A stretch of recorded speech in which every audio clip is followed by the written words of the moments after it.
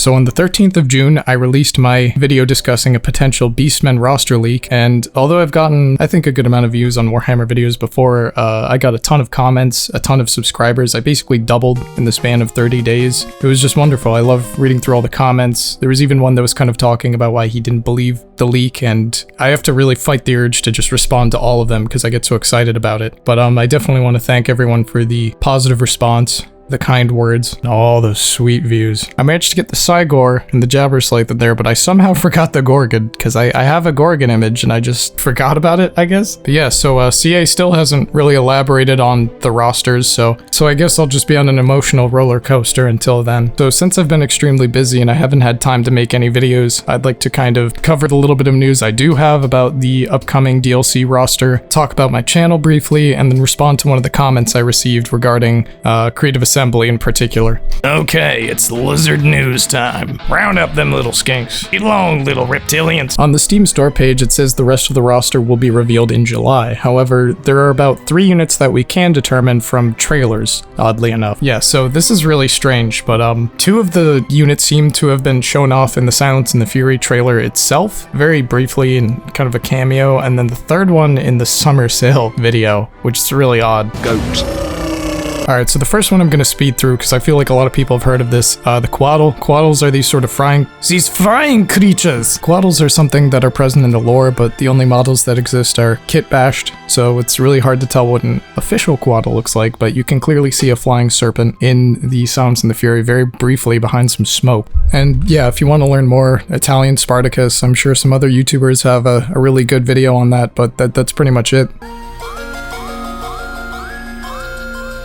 It is exciting to actually see some sort of real, official, present year appearance of the Quaddle because it gives that bit of Mesoamerican Aztec flair that I really love from the Lizardmen, in addition to dinosaurs and everything. And the other one from that same trailer and some screenshots on Steam, you can thank good old Mr. Marvelous for this, also sometimes referred to as the Reptile King. Yeah, so Oxyotl has some sort of weird chameleon skink retinue around him. They look like a new unit. So this kind of highlights the difference between tabletop and Total Warhammer. Sometimes they've turned unit champions into units of themselves. What I mean by this, unit champions are sort of like an upgrade you can place in a unit to get this buff model. In the tabletop, you can sort of pick one model out of a unit and make it this sort of buff captain and pay for an upgrade and they'll be stronger and stuff. It's really cool, I'm sure. But that doesn't really work so much in Total War Warhammer, so what they sometimes do is they take those captain units and just make them into an elite version. So this looks like a elite chameleon skink unit, so we're going to call them chameleon stalkers for now, or chameleon skink stalkers. Get out of here, stalker. Also, just because I love Stalker. Okay, so that was cool and all. Now for the 3rd one, and I guess you could say the most recent, the Troglodon. And so the Troglodons are sort of like a smaller Carnosaur with some really weird rules. So basically, Troglodons are these vicious dinos that will only let a specific type of skink called a skink oracle ride them. When the skink oracle rides them, it imbues them with magical powers. No, sort of the gimmick with them is that Slan can actually use them as like a casting point. But basically, if the Troglodon with skink is here, the caster can cast from it as if the caster is there while it's just this big monster. If these in the trailer truly are just the Troglodons, it's hard to tell if they actually have a rider. Like, I tried zooming in and it's easier to see a rider when it's in motion. When you look at the still, it looks like it's not a rider, it's just some sort of equipment. So they apparently appear at 2 parts. One of them seems to be brown, so I don't know what's up with that. But the second instance is most certainly a Troglodon. That's probably going to do it for the new unit reveals. I kind of wanted to transition into saying that before all of this happened, I was working on my 100 subscriber special, which was Digamer content. So I think the 3 things I've kind of wanted to do with this channel are webcomic dubs, videos in this style where I'm sort of just talking to you about stuff, most likely Warhammer videos for the time being, and also maybe some sort of video game review related thing. I do have a pilot for the report series, and I found an anime I wanted to talk about as well. That one's just so behind. Yeah, so I'm going to definitely link Digamer down below, because I know I will be posting Digamer stuff stuff, and for anyone who's subscribed here for Warhammer, you definitely do not have to watch that. I'm just saying that if you're like, oh, this guy makes Warhammer vids, and then you get like a Diagrammer notification, I don't want people to be terrified. I want to clarify that I did not make Diagrammer, I did not draw it, I did not write it. All I do is dub it because I thought it was funny, and it was something I did a couple years ago where some friends have been asking me to do the third part. So yeah, that'll definitely be upcoming content. And I also wanted to respond to one of my comments from the Beastmen Leak video. There were a lot of great ones. A user named One Perspective said, man, these leaks from Creative Assembly are coming out more and more frequently. Does Creative Assembly have a problem, or are they just doing this intentionally? Yeah, so I did want to respond to this because it kind of caught my attention and got me thinking. The first leak that I covered, the Kislev leak, and I'm sure there were a lot of, I know the start position leak, but there are game 1 and 2 leaks. The Kislev leak was a situation where I guess because of COVID, they were doing like an RDP, they were remoting in, maybe using Parsec, I have no clue. And then on the host computers that actually had the demo, presumably with Creative Assembly, and this is also coming from the leaker, but I think what they said was true. They were recording it there and then sending it back to the YouTubers or content creators they had connecting. So what I'm thinking the guy did is they screenshot it from their end while they were playing the demo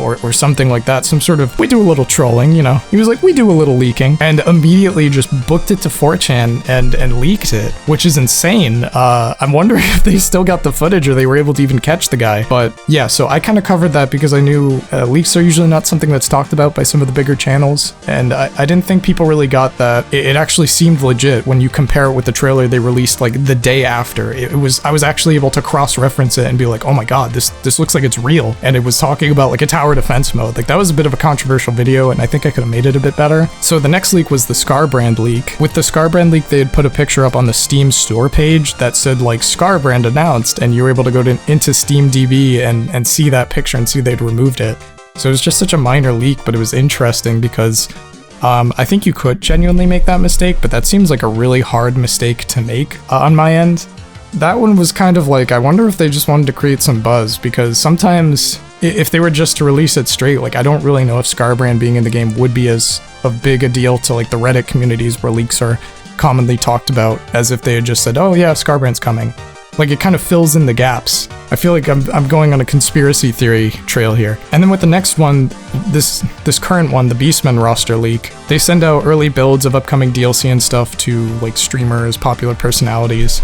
I don't know if there's any text or any context surrounding it, because it was just, hey, this thing was in the Chinese forum, and then we looked at it and it looked super jank and not real, but it was mainly the numbers. And then when we figured out that it was a Chinese leaker and those were the Chinese character set, it was like, oh wow, that actually makes a lot more sense now. Still doesn't prove it, so I'm really anxious about that. And this current one, it's like, I wouldn't call them leaks. I wouldn't call them leaks, but why are the Troglodons in the summer sale trailer? It's just so odd. It's not something where you'd really expect something like that to be, and I find it really hard to think that was some sort of accident. Not that they're trying to frame it as some sort of accident. It just makes it really weird, because I feel like there's no real line between what's accidental and what's like completely on purpose. I feel like the Beastmen and the Kislev leak were more towards like, yeah, it seems like a big accident, but yeah, so that's definitely an interesting topic to me. The only other one was the dwarf, but I think I can leave that for another time. That's all I really have for this video so far. If anything new happens, I'll be sure to make a video on it, but I wanted to leave the long, boring, me just talking about something to the end. But yeah, if you have any suggestions or